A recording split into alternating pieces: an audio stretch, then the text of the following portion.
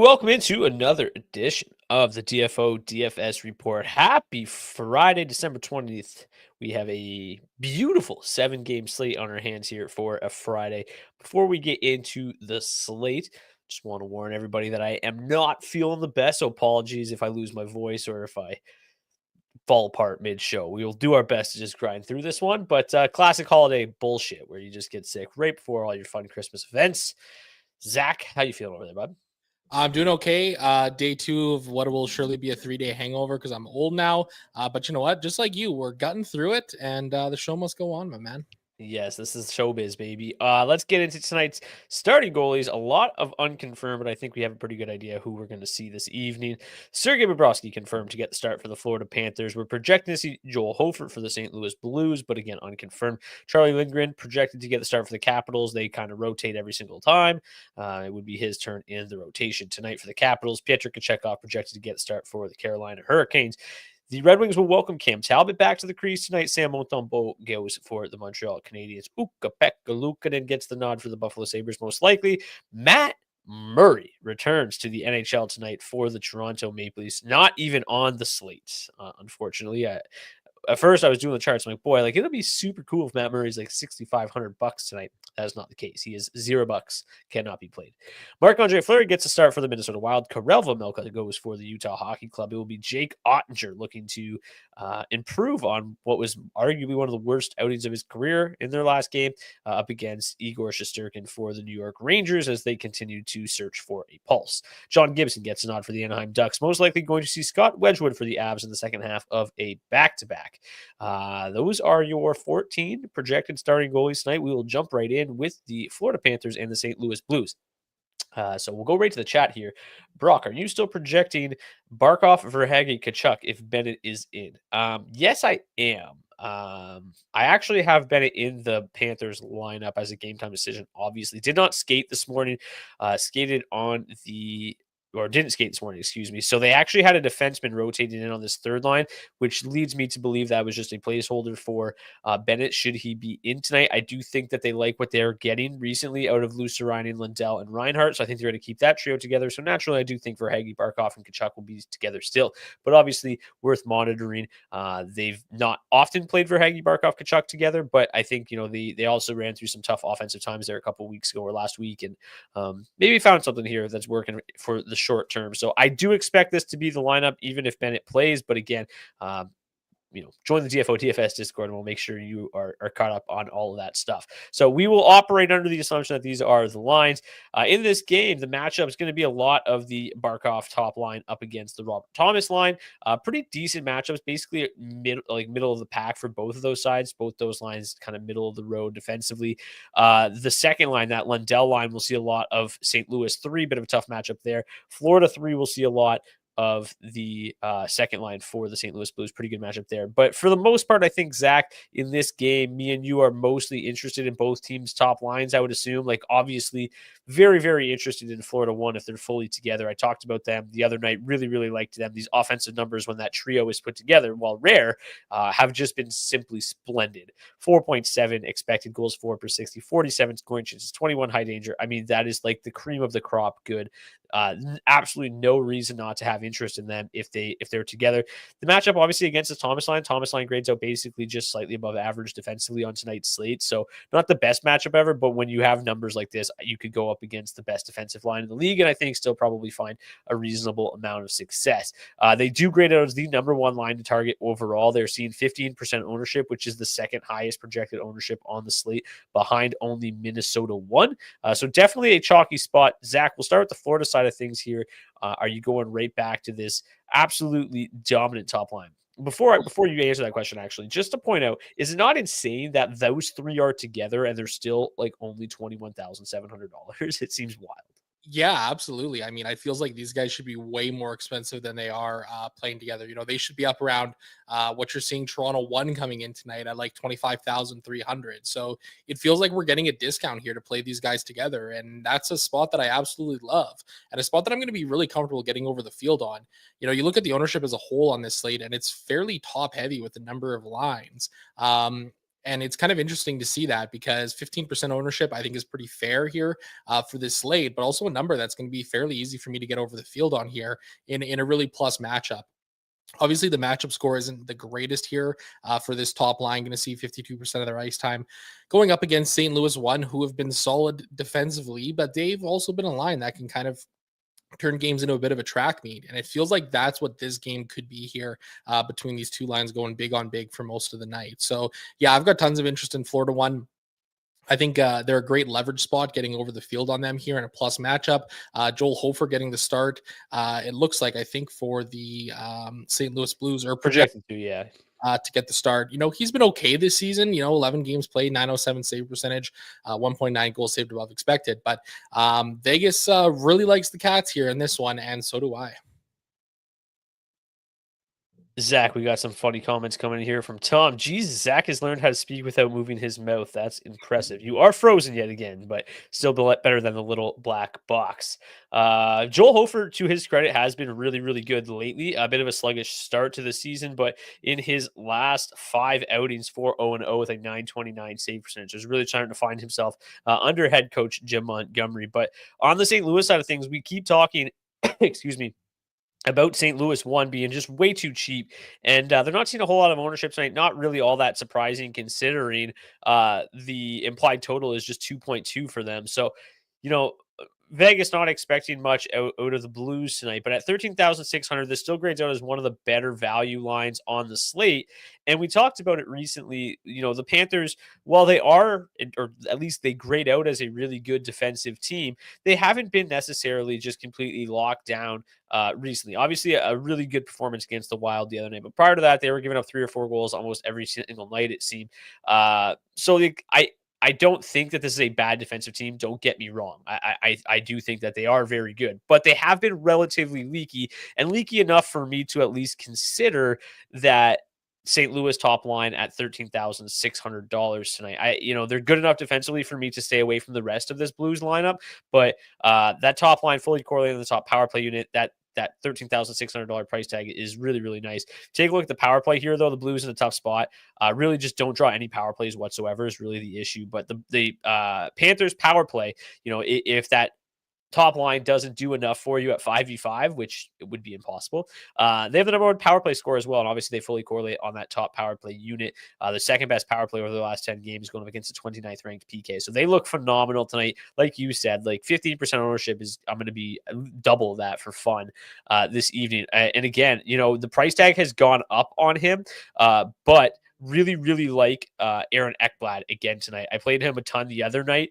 He was kind of the difference maker in our head-to-head, Zach. He's gone up from 4,000 to 5,000, but still a pretty good price tag for a guy that's playing like 25 minutes a night right now on that top power play unit as well. So really, really good spot for Florida 1. Really like adding Ekblad into that stack if I can as well.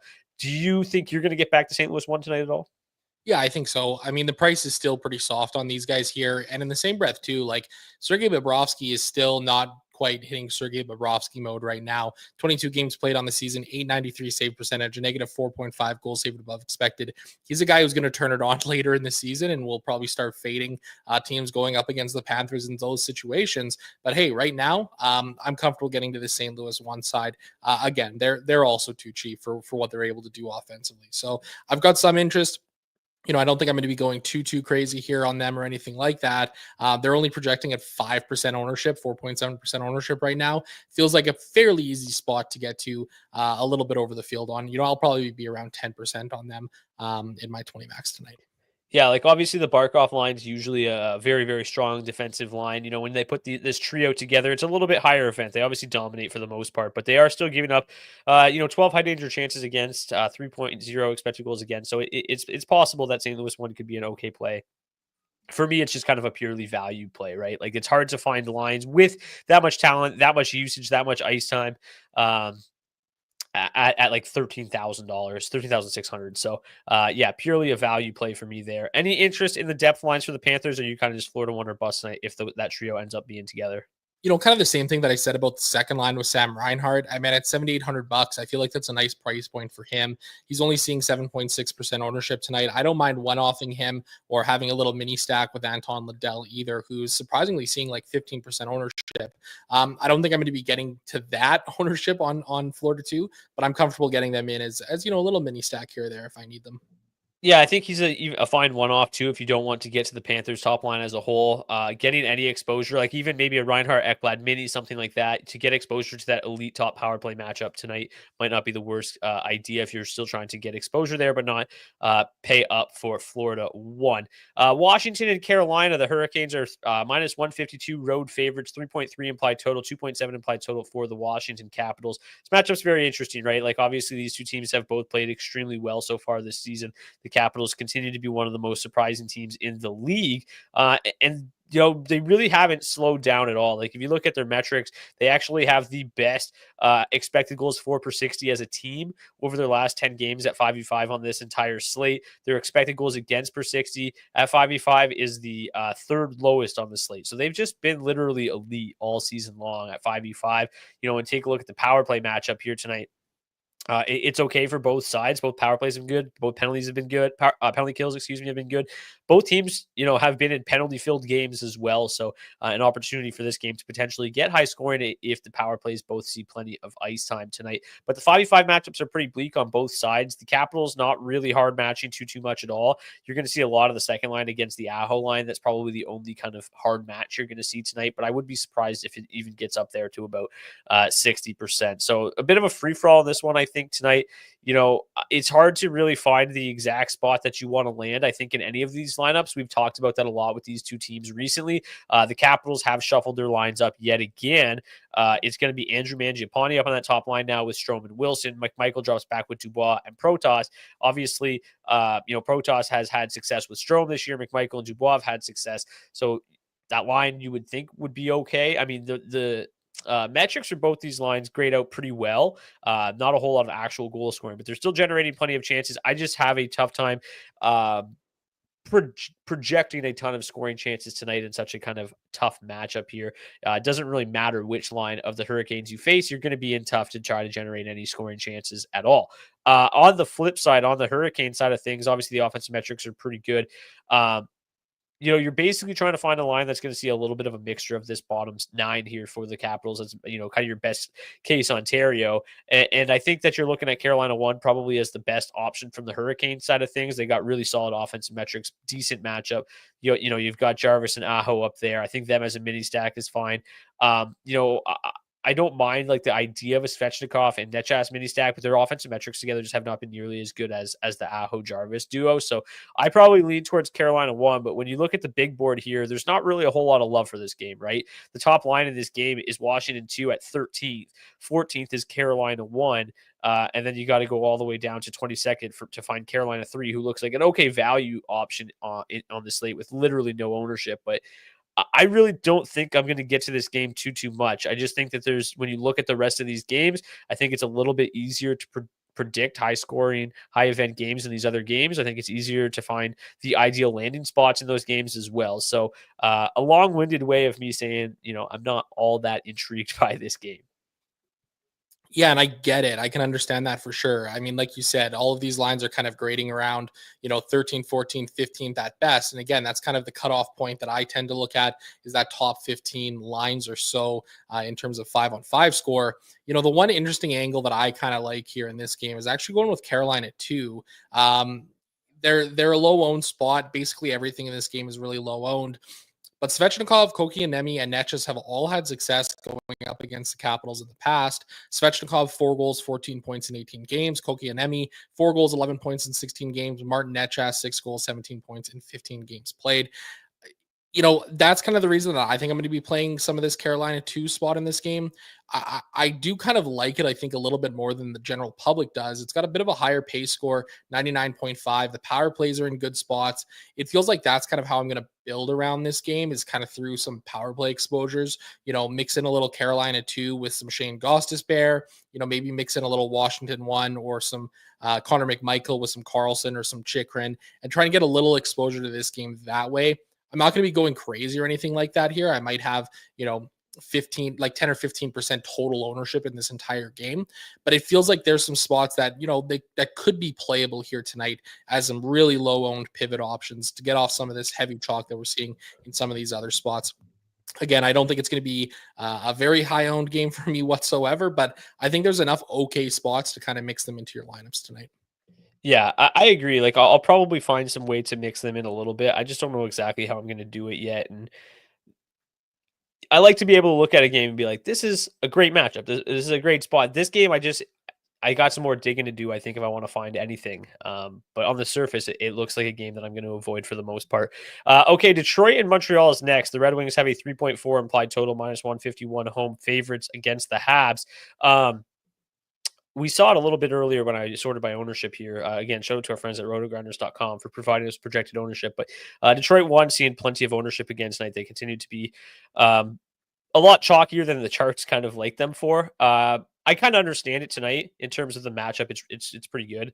The Habs obviously aren't very good defensively, so Detroit should be able to score tonight. The offense has started to perk up a little bit recently.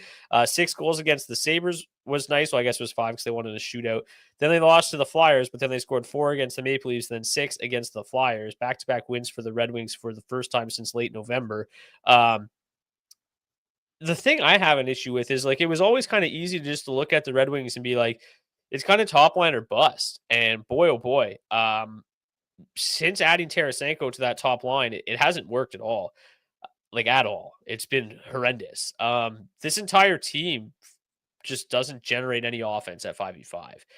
They're converting somehow because I guess they have enough talented players that they can score a little bit above expected. But I mean, these numbers are atrocious. And it's the same thing on the Montreal side of things. It's like the pace score here is as low as it gets, but somehow this game still feels like it could get high scoring.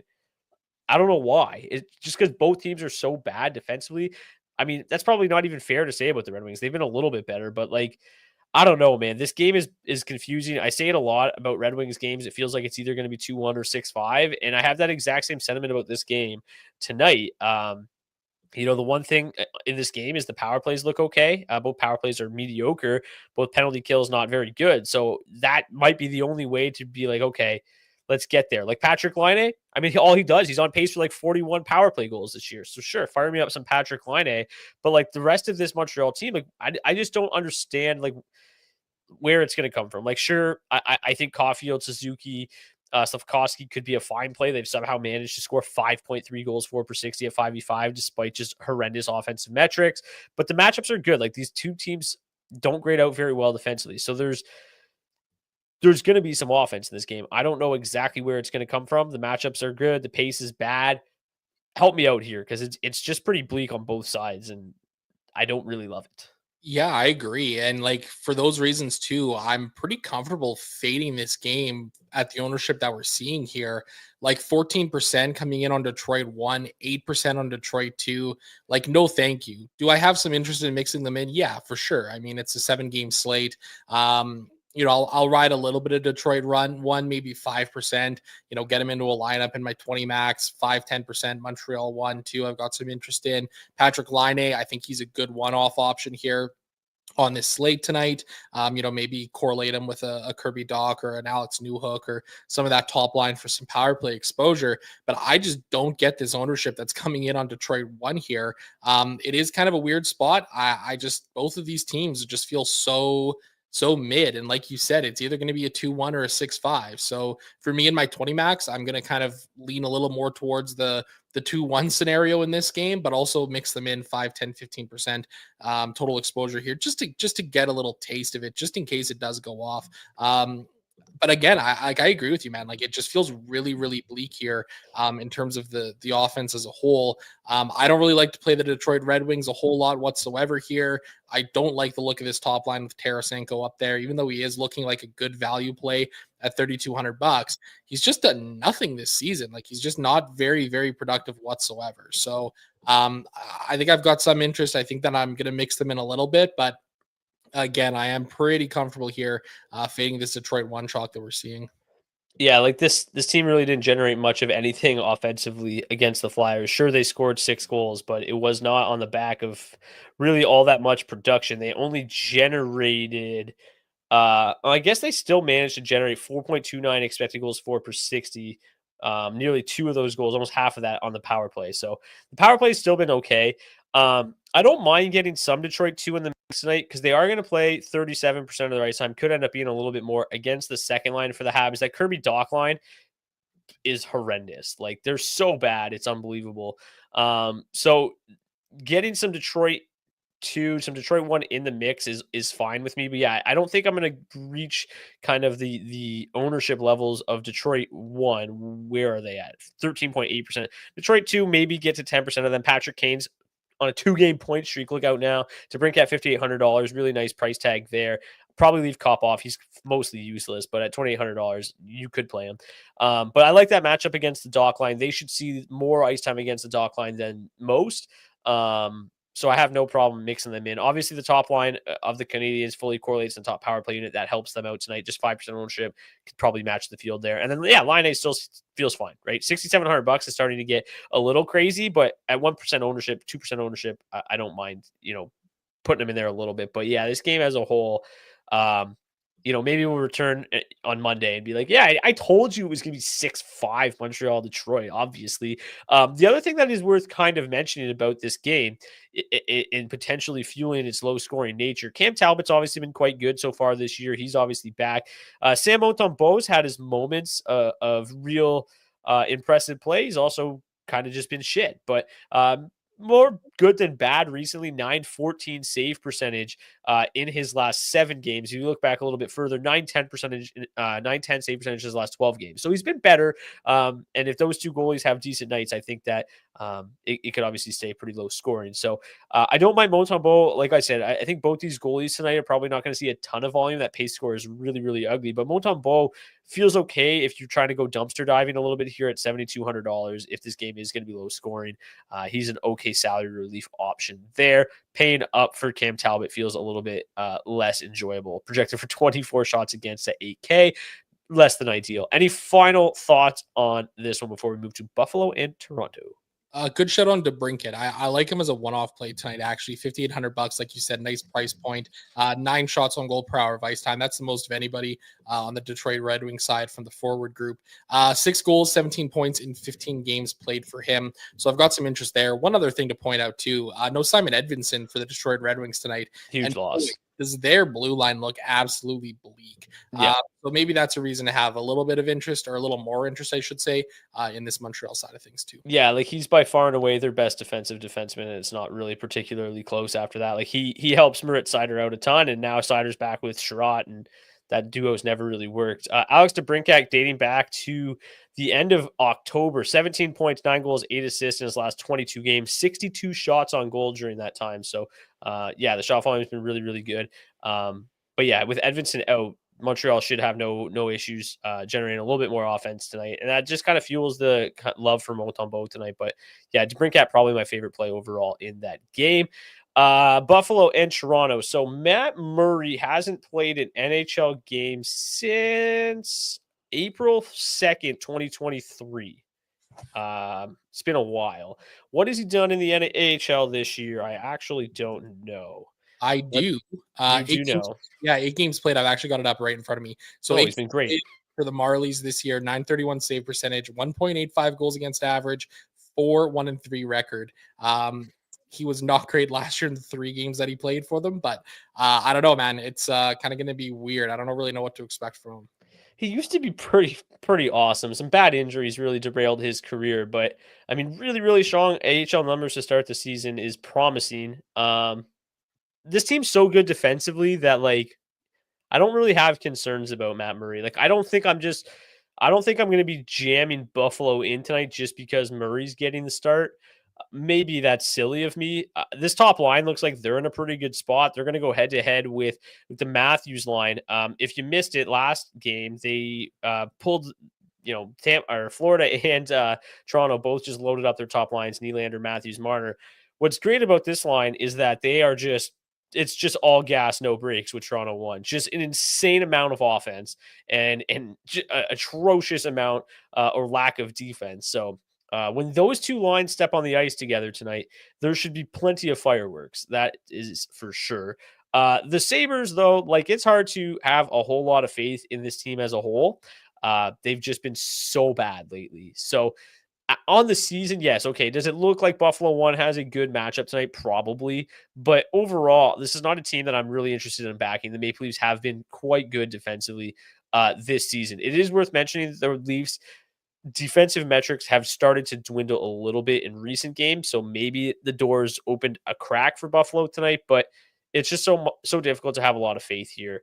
So top line or bust, most likely for me, might be able to mix in some like Yuri Kulich on that third line as a decent value option. You know, we used to love Buffalo too, man. They were so much fun. They were so good. They were so cheap. Paterka, Cousins, Quinn. They are still cheap. That part is true. $11,500.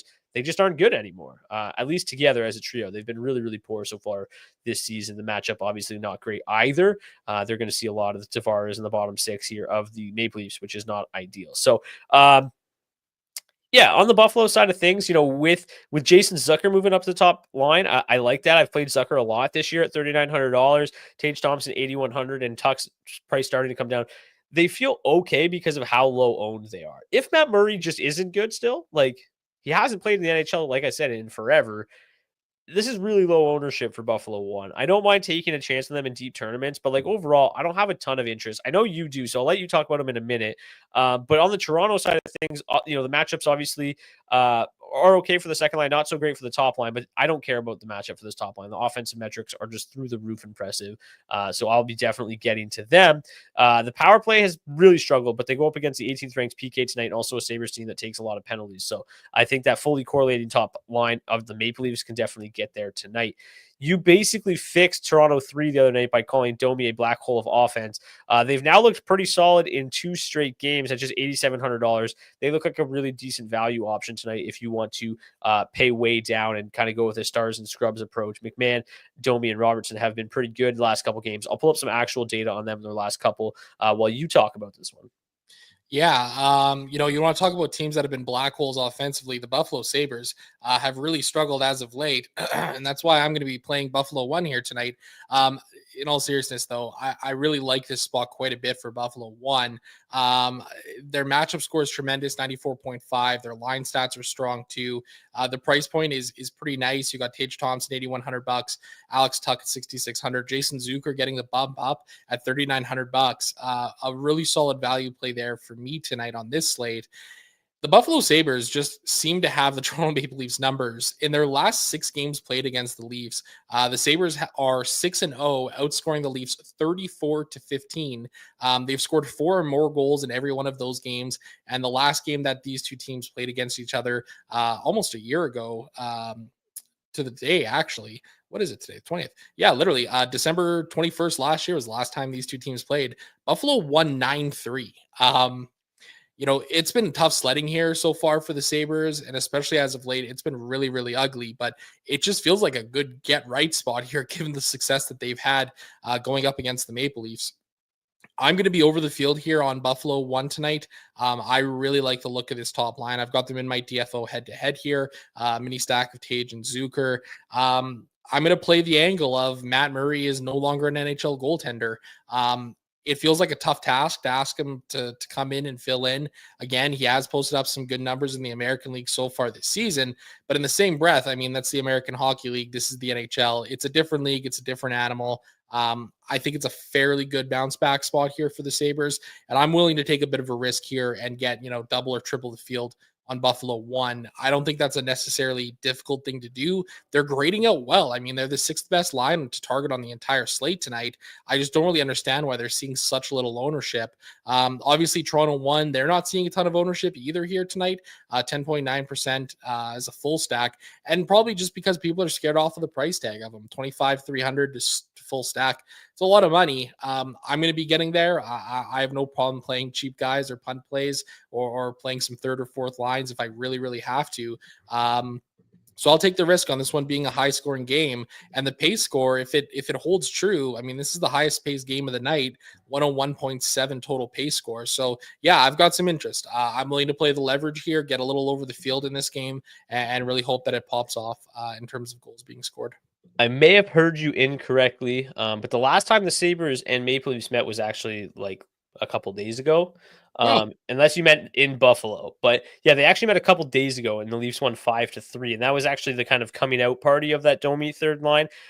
They did score 3 goals against Dallas, and they generated absolutely nothing, which is what you'd expect. So you were right about Domi being the black hole of offense. They just got super, super fortunate in that game. 3 goals on 5 scoring chances. But against the Sabres, when they met a couple of days ago, they did generate 11 scoring chances and 7 high danger chances in 10.5 minutes at 5v5. So, I mean, they just did it against this team a couple days ago, and they're just, as cheap as you can possibly get. So, yeah, I don't necessarily love them. The offensive metrics on them aren't too terrible, though. So, if you're looking for like an $8,000 line tonight, I think you could probably do worse than Toronto 3. We haven't really talked about Toronto 2. They're seeing like Matthew Knies projected for 0% is seems insane.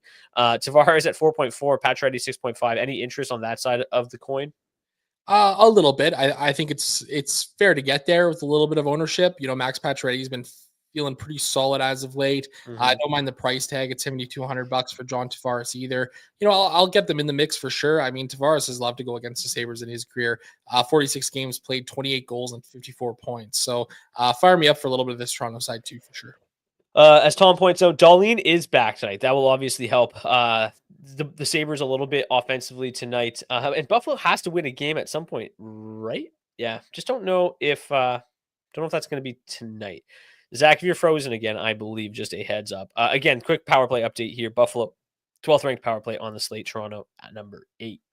Okay, let's move on to the next game. We've got Minnesota and Utah. Pretty low implied total here tonight. 3.1 implied total for the Wild, 2.9 for the Utah Hockey Club. The Wild, fairly small home favorites. The Utah Hockey Club continue to play extremely well. Obviously, the Wild are one of the better defensive teams in the league. Even without Joel Eriksson, they look okay.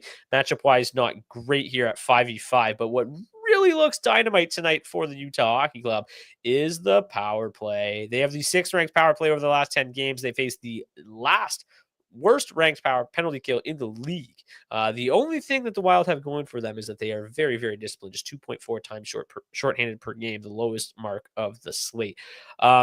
Pretty low total, but it's interesting, right? Like the total's low, but there's still some, plenty of ownership coming in on this game, at least on the Minnesota Wild side of things. Their top line projects for the most ownership on the entire slate. Utah really not seeing much at all. Top line at 2%, second line at 1%.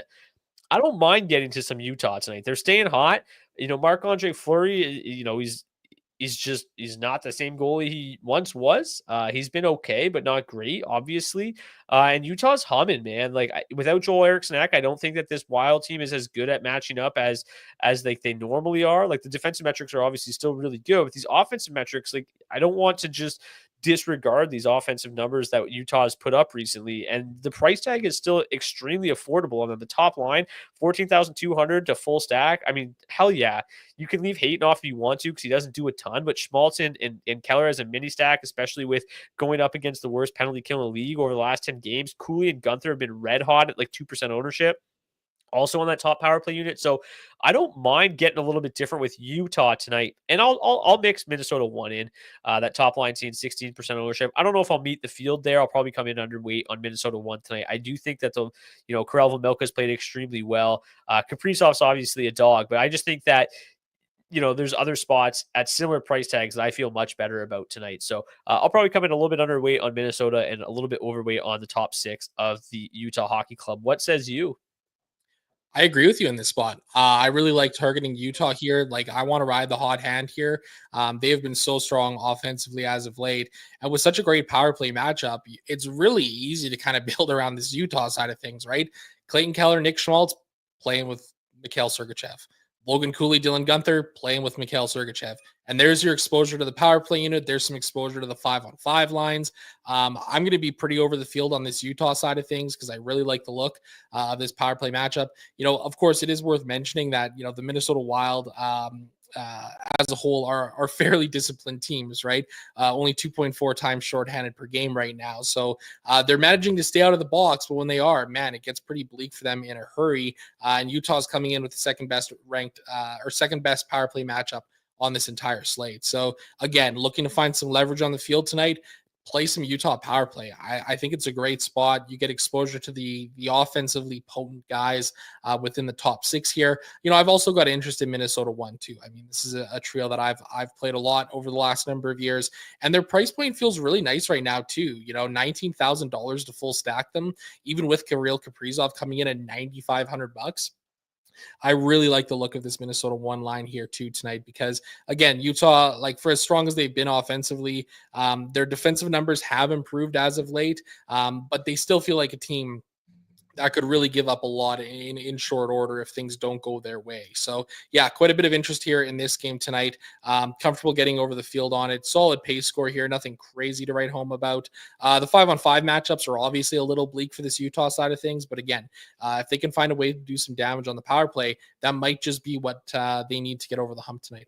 Yeah, like the Minnesota Wild last 10 games, still grayed out pretty well defensively, 1.92 expected goals against per 60 as a team. But they've given up 17.6 goals against per 60 on the penalty kill, just getting absolutely caved on the PK. Which, like, yeah, like their last number of games, 4 goals against, 7 goals against, 1 goal against, 3 goals against, 6 goals against. I mean, they've been giving up goals. These two teams did just meet a couple about 10 days ago. 5-4 win in Utah for the Utah Hockey Club, or sorry, for the Minnesota Wild, excuse me. That night, Kirill Kaprizov, 1 goal on 3 shots, Boldy a goal on 6 shots, Rossi a goal on 2 shots. On the Utah side of things, Gunther had 2 assists, Keller had 2 goals, Sergachev had 2 assists. So this game is capable of producing offense without question, especially if Utah gets a couple of power plays in the mix. So yeah, I don't really feel great about the depth of the Minnesota Wild, right? Like, it's kind of top line or bust. You could maybe mix in some Matt Boldy as a one-off if you so choose, but like the matchup for that second line is pretty atrocious. And then their underlying metrics are pretty atrocious as well. So basically the top line or bust from the Minnesota side of things for me tonight. And I'll definitely be mixing in some Utah power play, Utah 1, Utah 2. Next game, we've got Dallas and the Rangers. The Dallas Stars, 3.5 implied total, -176 home favorites against the New York Rangers. It is worth mentioning, obviously, that let's go to the Rangers. Artemi Panarin is a game time decision tonight. Could be back in the mix. So if he is, these were the lines they ran in practice yesterday. So he would be back with Trocheck and Lafreniere. Obviously, getting Panarin back will be immensely helpful for this New York Rangers side of things. That being said, the Dallas Stars, missing Matt Dumba, which honestly might be helpful, but missing Thomas Harley most recently, missing Niels Lundqvist most recently. Mason Marchment is now a game time decision. The Stars basically said, like, this whole lineup is a game time decision again tonight because they're dealing with illness throughout that room. So don't fall too in love with what you see here on the Dallas Stars line combinations page, because chances are that it doesn't look exactly like this. Now, the only choice we have is to break it down the way that it looks. Matchups are really, really good on the Dallas Stars side of things tonight. The offensive metrics are pretty good as well. The top line, not nearly as good without Wyatt Johnson up there, but the offensive metrics are still pretty good. You get a little bit of salary relief with Maverick Bourque there as well. The second line, if Marchment plays, they've been great. They just can't convert. So both those lines in great matchups here. The third line with Johnson and Ben, not nearly as good offensive metrics, but Dallas 1, Dallas 2 both look pretty solid tonight. Dallas 2 grades out the best, 12th overall. Dallas 1 comes in at number 18. They're both outrageously cheap. The top line of the Stars is 13,200, projected for just 7% ownership. Tell me why I shouldn't play this line. Or are you locked into? Yeah, I'm pretty locked in on the Dallas Stars top line here tonight. I mean, $2,600 Maverick Bourque. He doesn't have a great raw projection or anything like that, but playing alongside Rupe Hintz and Jason Robertson, 2 very talented offensive players. We've seen Rupe Hintz really turning it on as of late here. 1.5 goals per hour of ice time on the season versus 1.2 individual expected goals. He's generating a really high number of scoring chances right now for this Dallas Stars side. The obvious concern is them still dealing with the illnesses and the flu. I think it's a reason why I'm a little tepid at the ownership that we're seeing coming in on this Dallas Stars side of things. But again, they've spread out the lines once again. They've got Wyatt Johnson down there with Jamie Benn on the third line. You get some exposure to the top power play unit there by stacking those guys together, even though the power plays look fairly bleak for both sides here. Strong, fairly okay power plays. but very good penalty kills on both sides for two relatively disciplined teams. I don't think I'm going to be building around any of the power plays here in this game, but I am comfortable building around, pretty much all of these top three lines for the Dallas Stars. Again, am I going to be getting to them at their ownership of like 10%? Probably not, but I think 5% for each of these lines is more than fair. I've got Rupe Hintz, Maverick Bourque as a salary relief stack, mini stack in our DFO head-to-head today. I really, really like the look of that as an option. And again, you're getting Maverick Bourque at 2.3% ownership right now. There is like absolutely nobody playing him right now, which I don't necessarily agree with here on this slate. So yeah, I've got interest in this Dallas Stars side of things.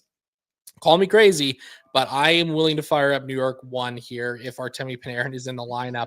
I mean, these guys are seeing absolutely zero ownership right now. The Rangers have to turn it around at some point. It's like the same thing with the Sabres, right? Like the Rangers cannot be this bad for this long. This is a team that's gone deep in the playoffs the last few years. It feels like it's a matter of time. Do I necessarily think it's going to be happening tonight against the Dallas Stars with Jake Ottinger in net, one of the better goaltenders in the NHL?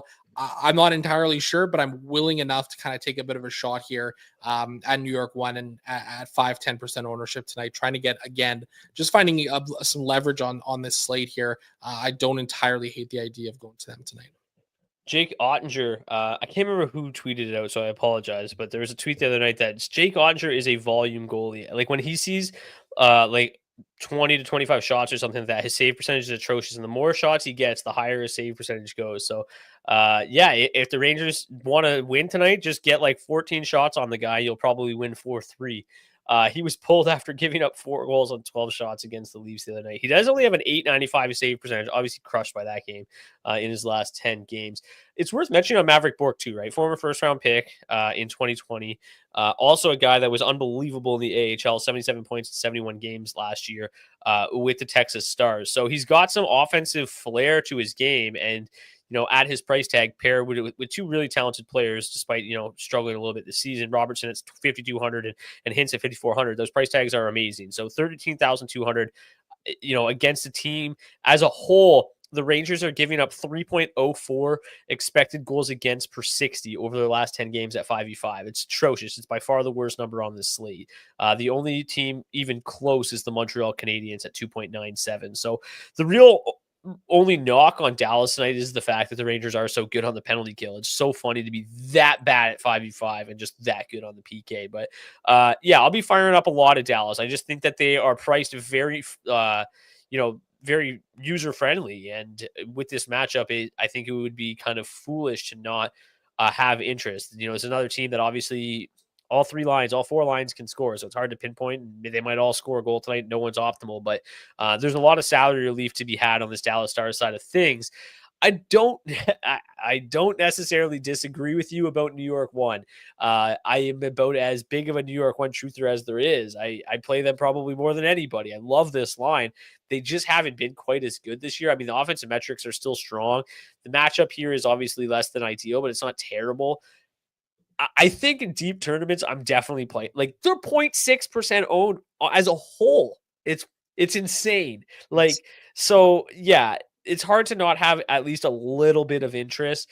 And if they, have a good night, no one else is playing them. So I don't mind mixing them in. It won't be at a very high number, but I mean, obviously I'll be over the field because it's basically you either play them or you don't, and you're over the field. So the rest of this lineup, I mean, Mickey Zibanejad doesn't look himself, even despite being $5,800. Chris Kreider is basically just a power play merchant, and the Stars have a great penalty kill, so I won't be playing that line either. It's basically a little bit of New York 1, mix them in here, but and yeah, New York 1 and Washington 1, and you'll be alone in a 1,000 entry contest. Yeah, probably true. Neither one seeing very much ownership tonight at all. Any final thoughts on this one before we move to the final game of the night? Yeah, just one last thing to circle back on Jake Ottinger. Three career games played against New York Rangers, 0 wins, 4.13 goals against average, 855 save percentage. That's the third worst save percentage number for him against any team in the league. Obviously, fairly small sample size here, all things considering.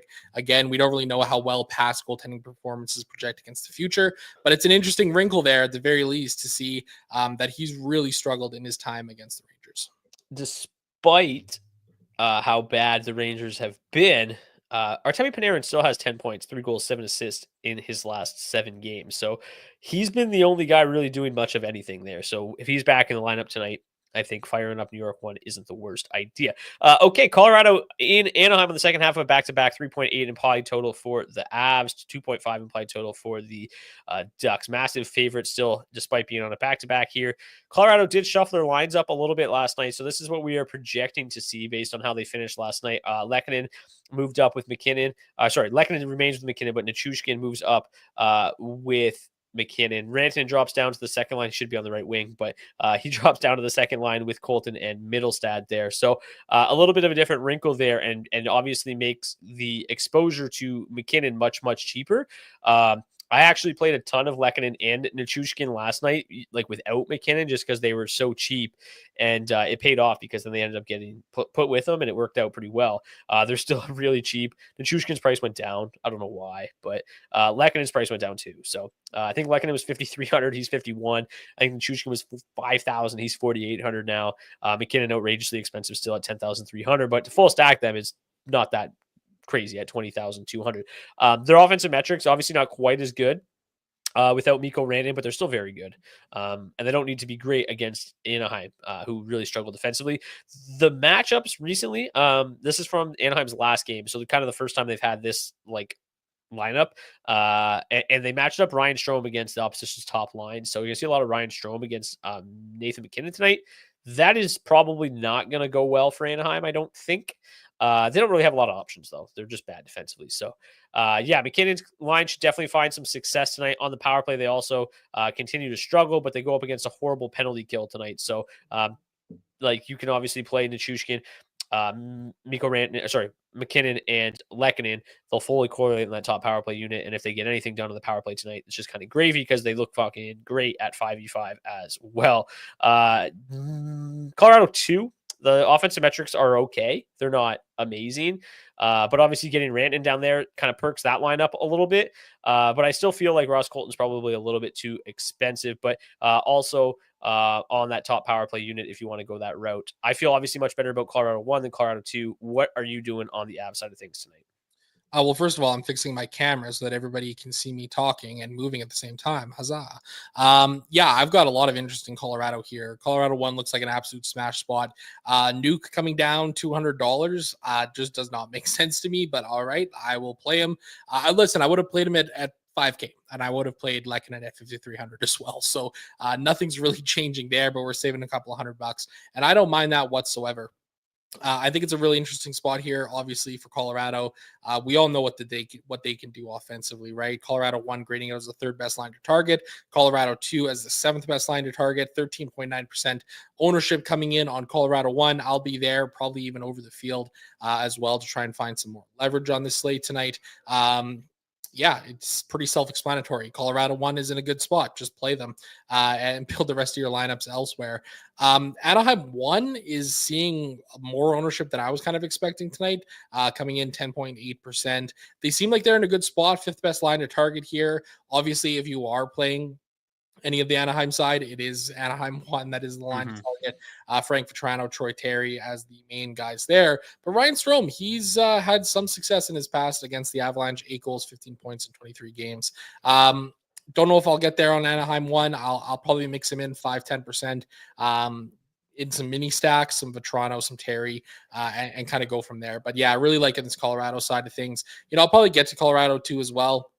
But at $19,000 to full stack them, I'm not sure if I necessarily love that as much as I like playing just Colorado 1 for, like $1,000 more. So, Yeah.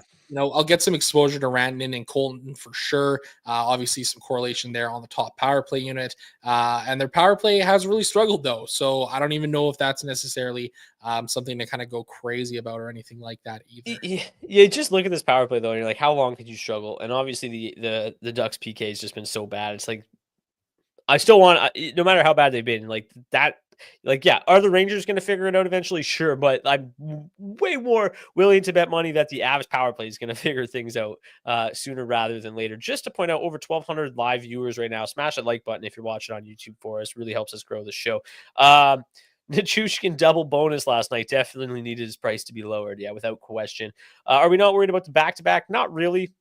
Not really. Like, yeah, it obviously is a bit of a concern, but it kind of seems to be baked into their ownership. Not like I can't believe kind of how low Colorado one is owned tonight. 13.8%. I mean, it's pretty easy to get well north of that. And I do like them quite a bit tonight, given the price tags of Nichushkin and Lehkonen. John Gibson getting the start also helps, right? He was pretty good after making his season debut in mid-November. In December, though, 1-3 with an 893 save percentage, kind of being back to the John Gibson of old. So feel pretty good about firing Colorado up tonight. Zach, you're still frozen, but are you still there? I'm unfrozen. Oh, no, you're not. You're unfrozen. Nice. Love to see that. Does it not feel like the Anaheim Ducks, like top line, when they're high owned, they're shit, and then when they're low owned, they come through? So 10% ownership tonight, I'm off. It's just that's the rule now. That's fair. You know what? I'm liking that. Let's start a new flow chart here. Let's get a Ducks flow chart going now. Yeah, Ducksy ownership, pass. Ducksy no ownership, play. Easy peasy, lemon breezy. Okay. Let's get to the defensemen and goalies before we head on our way. Let everybody enjoy their weekend. Value. Let's sort by value here. So yeah, Esa Lindell still grading out really well. Obviously, if Thomas Harley's back in, though, Lindell probably takes a knock. He's projects well because he's projected for 25 minutes tonight, 26 minutes, given how shorthanded that blue line is. Eric Gustafsson, given the high implied total for the Red Wings, grades out pretty well at minimum price, seeing 3% ownership, sure. Ben Sherratt going to see a bump in ice time tonight without Edvinsson as well, $3,100, former Hab, if you want to get revenge narrative there. Jackson Lacombe still remains awesome, $3,700. I don't love the Ducks tonight, but I'll definitely have Jackson Lacombe in my lineups. Sam Malinsky, no one knows about him somehow still, even though he just continues to be a really good value play, projected for 0.1% ownership, despite being awesome pretty much every single night. Jeff Petry's looked okay recently, 3,600. Wherever Devon Taves is, I'm sure there he is, 3,900 still remains a good play. Lower level play there. You talked about Sergachev. I like getting there. Also Connor Timmins, wherever he is, $2,500 just for 0.1% ownership. He is in the top pair tonight at $2,500. Anybody else that sticks out to you, Zach? No, I think he hit most of the names there. Malinsky, obviously a great play. Calvin DeHaan at $2,800. I like him as well on this slate. Eric Gustafsson's really popping at minimum price there here tonight. Don't know how much I'll be getting there. Mm-hmm. Ben Sherratt, okay at $3,100. I don't mind him. Devon Taves at $3,900 feels really, really nice. 20 games played against the Ducks in his career, 3 goals and 17 points. For a guy who doesn't really put up a lot of points on a regular basis, he clearly loves to play against the Ducks. So I'll be firing him up there here tonight for sure. Between the pipes we go. Sergei Bobrovsky projects as the number 1 goalie tonight at 14 points, 11.3% ownership, $8,300 for him. Don't mind it. I like probably Bobrovsky better than I like Wedgwood at 85. We talked about the Blues offense perking up a little bit. It has kind of cooled off in the last couple games, so I do think that Bobrovsky's an okay play tonight. Projected to see a little bit of volume. Also has the lowest implied total against tonight. Kachekov feels okay at 7,800. Not seeing a lot of ownership. You want to get a little different. I don't mind Kachekov coming off a shutout. Obviously not the best matchup, but projects pretty well. Shesterkin looks fairly popular at $7,300. Projected for the most volume tonight. Feels like a nice GPP dart throw at $7,300. Don't mind him. And then I mentioned I feel okay about getting down to Sam Montembeault, even a little bit of Joel Hofer. I think Hofer's been really good lately. I don't love the Blues in that game, but $7,100 should see a lot of volume. If he can steal one in Florida, I don't mind him. I'd rather play him than John Gibson, but Montembeault feels a little bit safer despite seeing a little bit less shot volume. Anybody else sticking out to you? Maybe some Cam Talbot?